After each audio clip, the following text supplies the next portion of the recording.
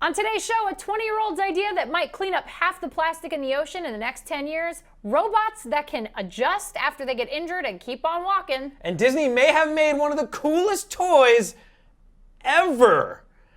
Oh. Tomorrow Daily.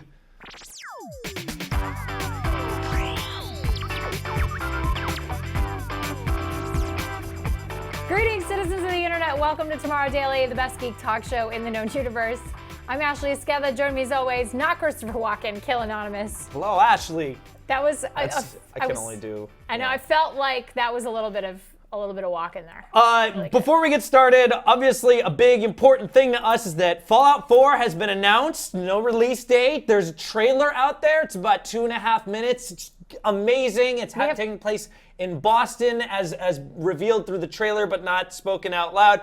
We didn't make it a story because, I mean, it's just a trailer. Amazingly excited. But we don't have that much information. We have a little bit of it in the break video. When we go to break, we'll show a little bit. Oh, yeah. So if you don't want to go away. I want some Salem witches. Because if it's in Massachusetts, I want some like post-apocalyptic witches in a Nothing's community. off limits. Nothing's off the table, There's guys. spaceships and stuff and space weapons. Nothing's off limits. But I'll tell you what is on limits are headlines. I really like you're really crushing it lately. I'm like crushing it. All right, tell me about this best toy ever thing because I feel like I need to know about it. The more I read about this, the more I got excited. Okay. I'd like to introduce to you Playmation. This was revealed by Disney. What's super cool about this is it's amping up playtime. When your kids pretend they're like, oh, I'm Iron Man, or oh, I'm a Jedi. Yeah. Well, this accentuates that. So not only do they don't have to pretend that much. Basically, what it is they're like attachments and toys and such. So okay. For the Iron Man one, which I read an article about, and it tracks your child's movements, their hand movements, their fingers, their thumb, Whoa. and it has this little IR base, and they run around the room, and it senses where they are, what movements they're making on their hands. This is amazing. It's incredible technology for playtime. There's they've released a few statues. They have Iron Man. They're also promising there'll be a Jedi one. I just saw the villain pop off of the giant, yeah. like fling him off of there's the thing. There's a Marvel Avengers system. It includes a repulsor from Iron Man you strap on. Jarvis. There's Jarvis who helps you out with your instructions. This all seems really, really cool, like a really fantastic concept. I would love this if I was a kid. I read an article, and the guy that was using it said that he kept freaking out the more that he kind of experienced moving it. Like it looked like out of the box, like too toy based, but the more he'd move, it had different. He really got into it. More different features. Yeah. So the starter pack comes with a repulsor, 2 power activators, which you saw, and 2 smart figures, Captain America and the Iron Skull. Oh, we get a villain too. Okay, cool. Yeah. So basically, you go on these missions. There's 25 missions right outside of the box. It works with your room, and you guess you can like hide behind a bed. Like there was a kid that was hiding behind a bed. because it can sense where you are. Yeah. Oh, that's okay. So guys, and also there's 2-player multiplayer at launch. I mean, all I'm saying is, as far as a toy is concerned, that's really impressive considering that kids want to be their favorite character. They don't want to just necessarily have an action figure. And at least it's getting them up and moving around. Right. It's working with AR technology. Well, this is IR technology. They're going to do Star Wars. Yeah, so there you go. They're also working on a Playmation set for Frozen, Star Wars. For the ladies and boys who love Frozen. The little girls and boys who love Frozen. Oh, I thought you said the lady boys. Ladies and boys. Yeah. Ladies and boys. Let it go. All right. Okay. So the Marvel set comes out in October. Yeah, I'd love to get my hands on this just because I want to like try it out. But I totally want to try this. It's very, very cool. But unfortunately, that brings us to our hashtag of the day. Oh, that's so unfortunate. Sorry. It is TD Playtime. TD Playtime. And our question is, what kind of juice box are you going to have before playtime? Yeah. That's not our question. Our question is, what game would you want translated into toys like this? So, simulated playtime, accentuated by a toy, what game would you want? Metal Gear Solid.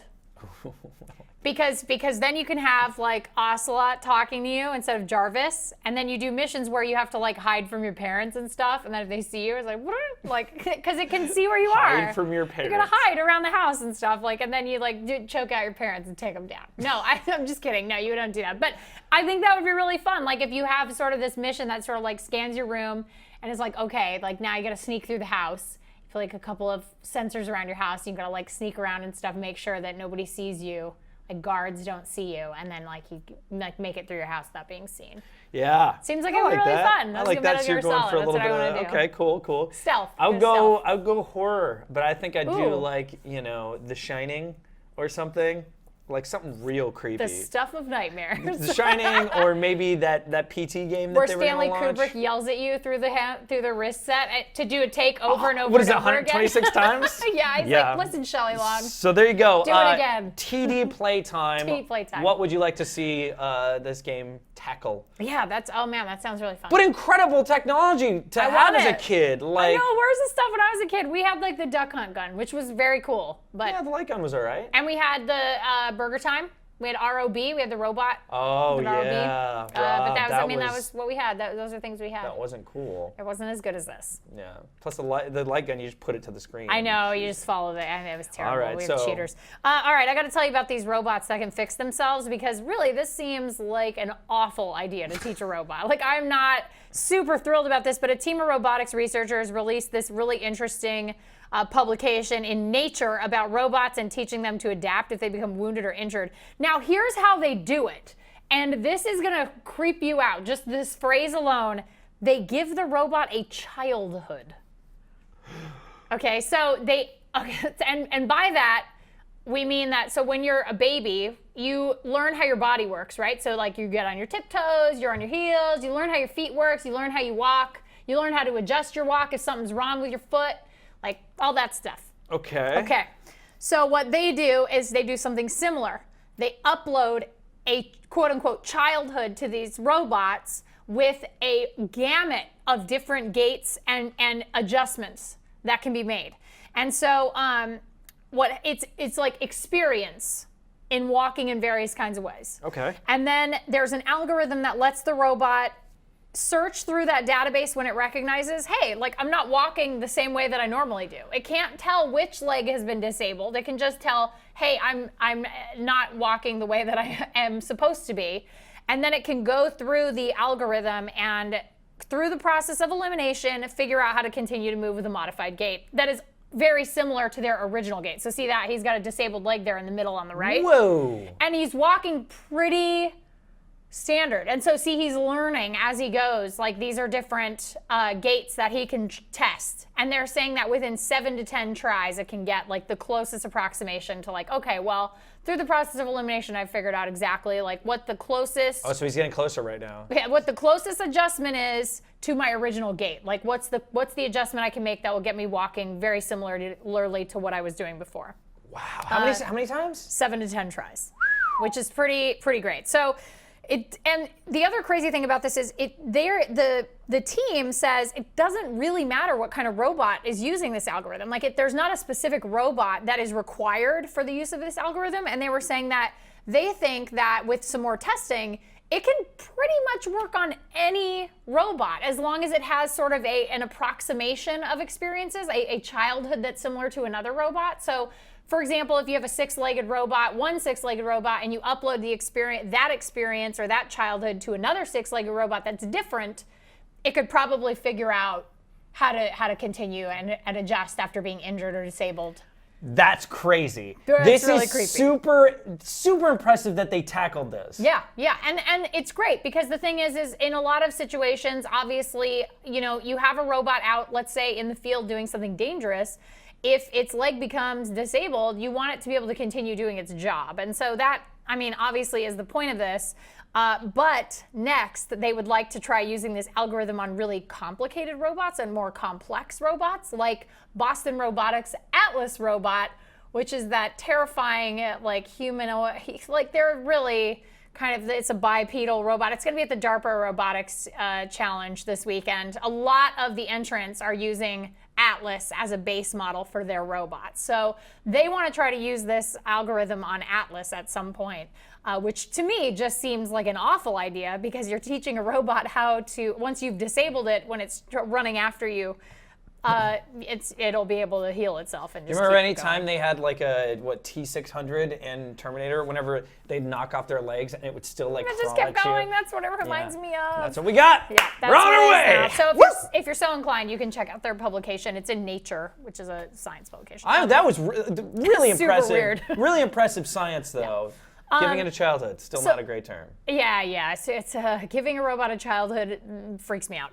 So now I have to tell you about this idea that this 20-year-old kid has. He was just a teenager not a year ago, and it might change the world. Might change the world in the way that we clean up our oceans. So there's a lot of plastic hanging around in our ocean. Yeah. And that's not good. That's bad. And this guy's name is Boyan Slot, and he is 20 years old, and he has an idea, and he thinks the ocean should be able to clean itself. Go on. He has a great idea for this. He has this idea to place these giant barriers in ocean like current spots around the globe. There are these huge V-shaped looking things that naturally capture objects that are floating on the surface. Only on the surface, though. So it's not like a net, because a net would be dangerous, because then animals and marine life could get stuck in it. So what these giant barriers do is there are these huge V-shaped barriers that have these sort of floating booms just slightly underneath the surface to kind of keep it locked in place. So you can see that's kind of how it would work. This is another sort of conceptual image of it, and that would be a platform like a person could walk on and stuff. And so the great thing about this is there's nothing underneath it, so the current just moves freely underneath, meaning all kinds of marine life can just keep going as they please. And it's just skimming the surface. Basically skimming the surface, and the plastic, it's plastic, it floats right to the top. The buoyancy of the plastic would bring it to the top and help collect these huge amounts. They're 6,500 feet wide, these barriers. So they're huge, they're gigantic. You place them in the ocean, and then as the current goes through, it's like a skimmer. Just grabs plastic and then you clean it up. So really impressive. And so garbage would naturally drift into the barriers. Collection becomes a lot easier. They're going to launch one of these things next year between Japan and South Korea. And they want to see what kind of a difference it can make. They want to launch more of these all around the globe. But they think that it's possible that if this idea works, that we could decrease the amount of plastics in the oceans by half in 10 years. Which is a lot. Cool. And so right now they're actually, this foundation that I think, I want to say, as far as as I understand it, this 20-year-old kid founded, this foundation is currently scanning the Pacific Ocean waters for plastics, like to see where and how much there is to be collected. So this is like really philanthropic, impressive stuff that this kid's putting together, and he's 20. He had the video that we used is from one of this sort of it's like unofficial TED Talk. So it wasn't an officially sanctioned TED Talk, but it was considered a TED Talk, and he just went up there and talked for like 15 minutes about his project and his foundation and all this stuff. So really, crazy stuff. But listen, that's what makes the world so great. There's people like that out there just want to leave it a better place than when they showed up, which is pretty cool. That's great. He pretty much thought out everything without messing around with sea life. The platform that you saw that looked kind of like a manta ray, he was saying that would, in theory, be solar powered and also water powered, and then that way you could take them to different places on the planet, and you would just do your collections, and then you move to the next. Pretty cool. Right on. So keep up the good work. Nice job. That's it for our headlines. We are going to take a quick break. We have a very short clip from Fallout 4 from the trailer today, and we will be right back with a mod squad that is very snicked. Very Wolverine-y. Very Wolverine-y. All right. And then we have user feedback and, of course, our phone talker for the day. So don't click away. It's Tomorrow Daily. Oh, Fallout 4!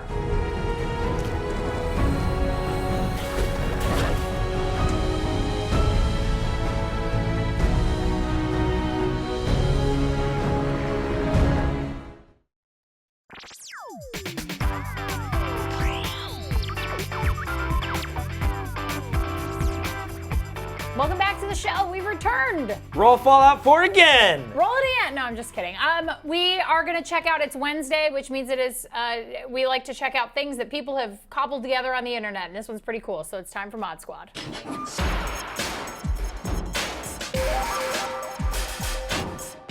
So, Is it cobbled because it's a shoe? no, Is it a cobbled. shoe? You cobble things a together. cobbler? No, like Just MacGyver cobbling? cobbles solutions Shoes? together. Okay, all right. All right. So this is from MyAware, and it's a Wolverine claw Oh God, glove. no. It's Oh like God. a bionic claw.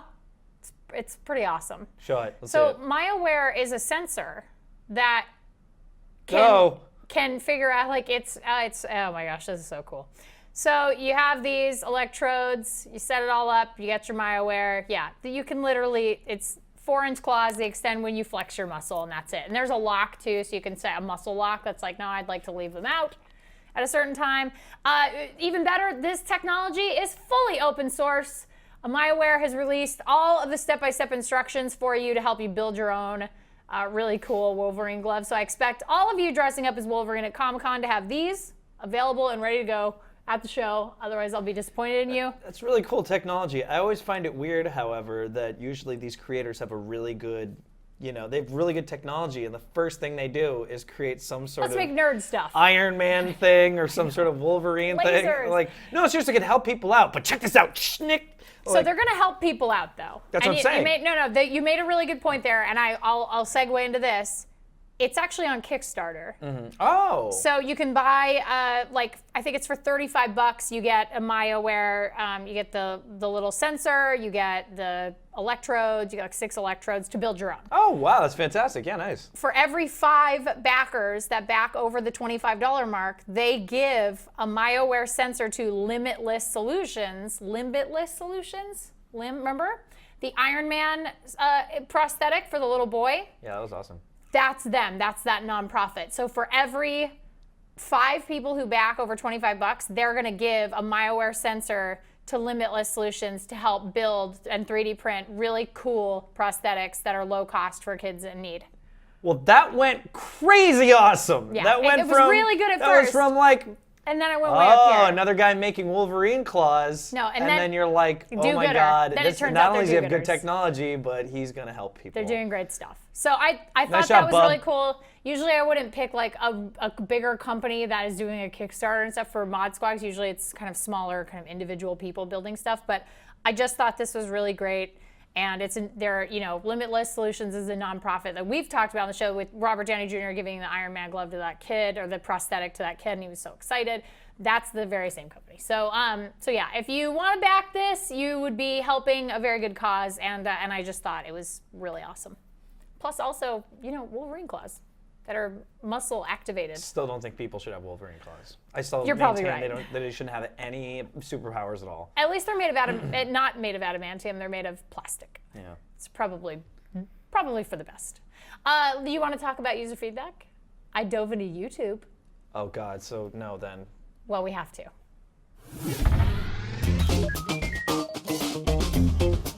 Nah, I'm just kidding. Just Some of you. joking. Some of you, I'm just kidding. You guys are really.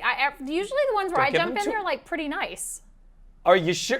Look, But see, I don't go over there that often, so Okay. I just get really lucky. I'm just saying that some of them are like the best people in the world. It's true. It's true. Okay, so we asked you guys to use TD Pothole. Tell us what other kinds of like services would you want to use that type of technology for, as the pothole is tweeting to the local government to get stuff fixed.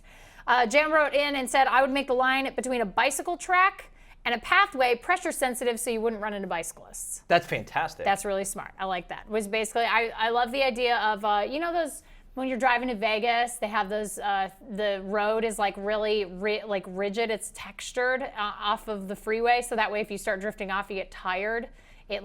It makes your car like make a loud vibrating noise. It's like, and then you're like, oh gosh, like I'm not on the road. You described all the that really weird. Yeah, Yeah. but they're little bumps on the side so that if you makes drift into makes the your car make a noise to wake you up if Yeah, you're falling yeah. asleep on the road. Or to remind you that you are, in fact, driving a very heavy vehicle.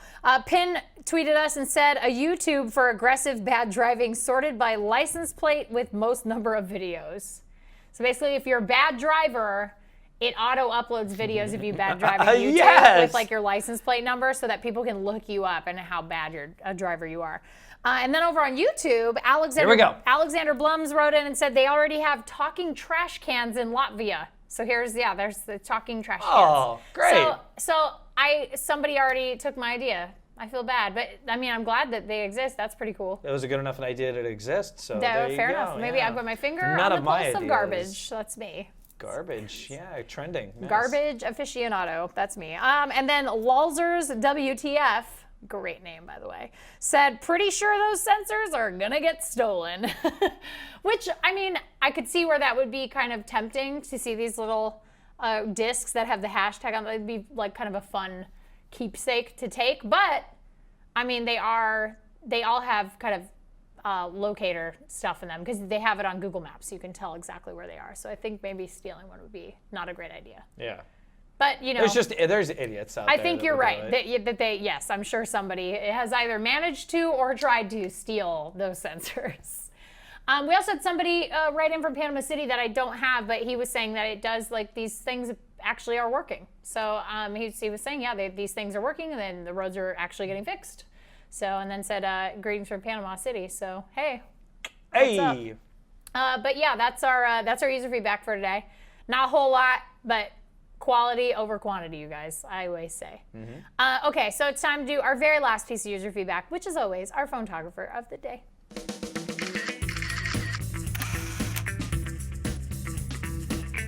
George sent us an email and did not tell us what phone he took this picture with. So we're gonna have to guess, okay? Here's the picture.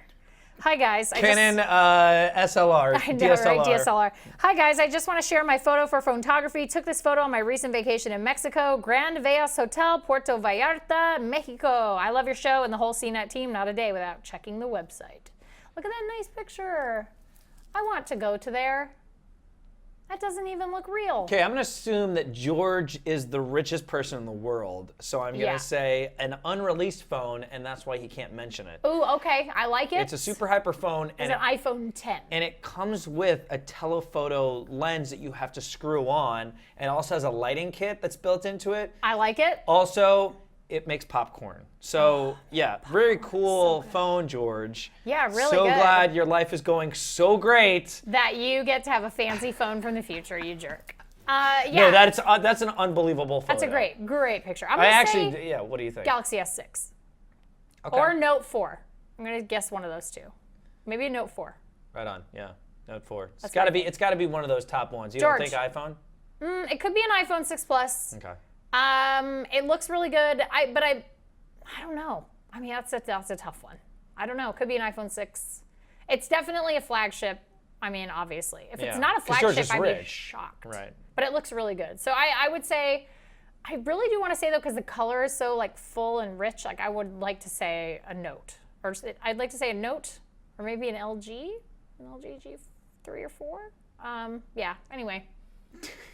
You're really getting into that. I am. I just say that George is rich and set up paid a photographer to take a picture for him. Then Very good. Threw that picture away, and then someone painted it, and then he threw that away. Yeah, I like all of that. I think that's a much more likely story. Thanks, George. Thank you, George. If you'd like to send us your photographer of the day, I don't usually say this part, so I don't know what to say next. You can email us tomorrow@cnet.com. You can also send over story ideas. You can send recipes. Someone said they're going to send me a tiramisu recipe.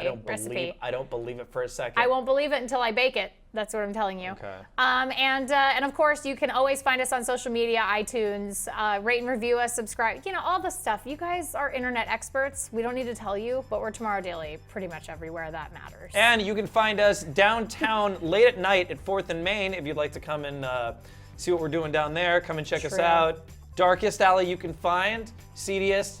There's wild cats. Bring cash. Just come and we'll involve you in the show. No, but you can also follow us on Twitter. I'm at Khail Anonymous. And I'm at Ashley Esqueda. Yes, I'm at Ashley Esqueda, and I'm at Khail Anonymous as well. That's it for the show, you guys. We'll be back tomorrow, including Genghis, good old Genghis. And we'll have a whole new docket of weird, wonderful science fact and science fiction colliding together right in front of your face, being super awesome. So until then, be good humans. We'll see you guys next time. Fallout 4! Bye.